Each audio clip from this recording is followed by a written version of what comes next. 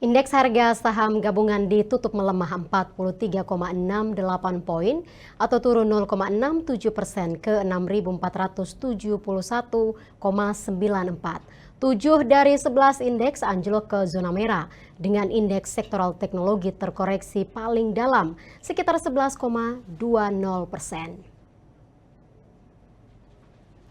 Indeks harga saham gabungan membuka perdagangan hari Senin 17 Maret 2025 melemah 0,2% ke posisi 6.502 sekitar pukul 9:03 melanjutkan tren penurunan pekan lalu 14 Maret 2025 yang ditutup turun 1,98% dengan aksi jual bersih asing sebesar 1,44 triliun rupiah. 7 dari 11 indeks sektoral melemah dengan sektor teknologi terkoreksi paling dalam turun 11,20%. Sedangkan 4 indeks lainnya menguat dengan sektor barang baku memimpin naik 2,28%. Big Banks kembali terkoreksi, saham small mid caps bergerak mix, saham Ratu dan Raja mengalami technical rebound. PTRO kembali mengalami koreksi, walau anak usaha cuan buyback saham selama 2 pekan terakhir dengan nilai mencapai 200 miliar rupiah. Pasar pun berspekulasi ada potensi right issue di harga yang lebih rendah dibandingkan harga sekarang. Untuk diketahui, RUPS saham cuan dan PTRO akan digelar pada 21 April mendatang. Saham komoditas metal menguat setelah melemah akibat sentimen dari rencana kenaikan royalti. Pelaku pasar melihat penurunan yang mendalam selama sepekan setelah rencana royalti diumumkan. Nilai overpunish sehingga ada technical rebound hari ini. 60% ekonom responden survei Reuters memperkirakan Bank Indonesia akan mempertahankan suku bunga acuannya pada 5,75% pada rapat Dewan Gubernur Bank Indonesia pada 18 dan 19 Maret mendatang. Sedangkan sisa responden memperkirakan Bank Indonesia akan memangkas suku bunga sebesar 25 basis poin. Untuk selengkapnya, kini kita telah terhubung dengan Christian, Equity Research Analyst MNC Sekuritas Indonesia. Selamat sore Pak Kris. Halo, selamat sore Mbak. Pak Kris, apa kabar Pak? Sehat-sehat Mbak. Sehat Mbak. Baik, saya juga sehat Pak. Pak Kris, ini kita lihat bahwa IHSG kita hari ini ditutup melemah lagi. Nah, ini sebenarnya faktor Ya. apa sih yang menyebabkan IHSG kita melemah? Apakah ini lebih dipengaruhi oleh faktor domestik atau faktor global? Oke Mbak, terima kasih. Jadi kalau misalnya kita lihat di hari ini, di mana IHSG ini kan kembali turun 0,67% ya. Itu menyentuh level 6.472. Nah, kalau kita lihat tadi secara sektoral, sektor teknologi ini kembali lagi menjadi pemberat IHSG yang mana turun 11,02% pada hari ini. Dan kita lihat lagi, sektor ini penurunannya didorong oleh emiten DCII yang pada bulan kemarin itu sempat ARA berturut-turut dan hari ini itu ARB yang kedua kalinya sejak dari yang hari kemarin.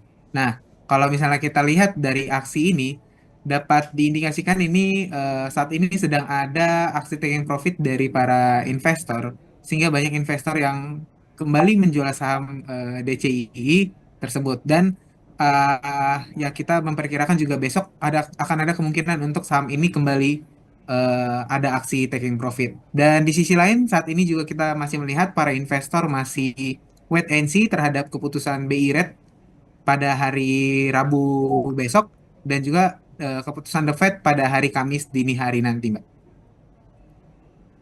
Baik Pak Kris, kita lanjut lagi. Ini eskalasi serangan Amerika terhadap Houthi Yaman ini semakin intens Pak. Dan juga sudah menciptakan konflik geopolitik baru di Timur Tengah. Seperti apa dampaknya untuk pergerakan pasar, khususnya untuk volatilitas IHSG sendiri Pak? Oke, seperti yang kita ketahui ya bahwa saat ini tadi Amerika berencana untuk menyerang Yaman dan dengan adanya informasi ini dapat refleksi terhadap harga-harga komoditas ya Mbak, di mana khususnya untuk harga minyak hari ini bergerak meningkat itu kembali menyentuh 71,32 barrel US dollar. Nah, hal ini dikarenakan Yaman merupakan salah satu jalur distribusi minyak dunia sehingga dengan adanya rencana ini akan ada kekhawatiran terhadap gangguan distribusi minyak dunia sehingga kalau kita lihat dari dampak terhadap pasar-pasar di global itu akan ada dampak untuk sektor-sektor komoditas, khususnya di sektor minyaknya sendiri. Dan untuk volatilitas IHSG, sepertinya kita masih netral terhadap volatilitas IHSG ini terhadap geopolitik di Timur Tengahnya, Mbak. Masih netral berarti belum terlalu berdampak terhadap IHSG kita ya Pak, Betul, begitu Pak? betul, betul.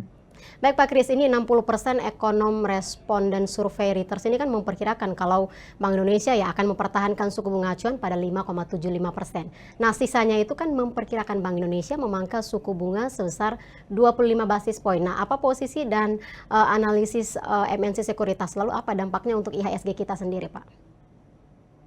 Oke, kalau misalnya kami melihat dari sisi kita, itu masih ada kemungkinan untuk Bank Indonesia tetap mempertahankan suku bunga di level 5,75.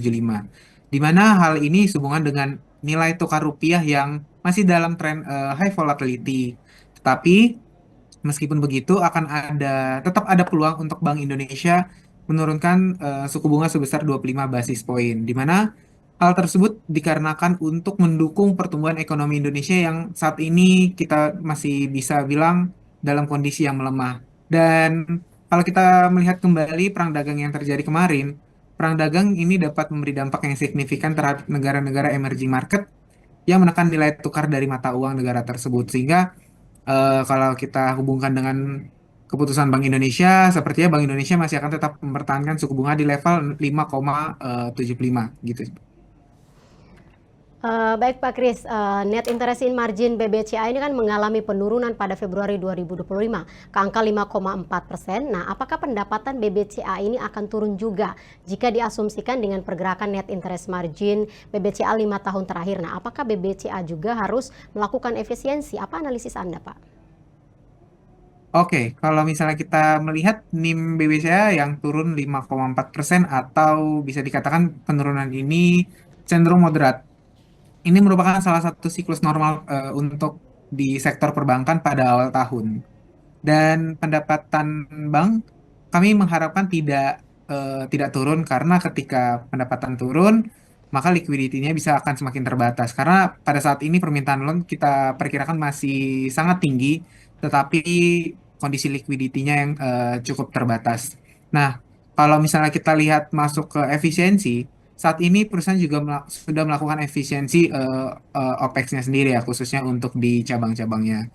Dan jika kita berbicara terkait dengan efisiensi cost of fund tersendiri, nah hal ini cukup kompetitif di perbankan, di mana jika di satu sisi emiten ini dapat berebut likuiditas melalui DPK. Nah, saat emiten itu tidak menaikkan bunga DPK, maka dia bisa kehilangan market share-nya dan cost of fund-nya itu akan mahal. Akan tetapi kalau diturunin, bunga DPK ini dapat berpotensi kehilangan market share karena nasabah tidak melakukan penempatan lagi di Bank BCA sendiri, Mbak.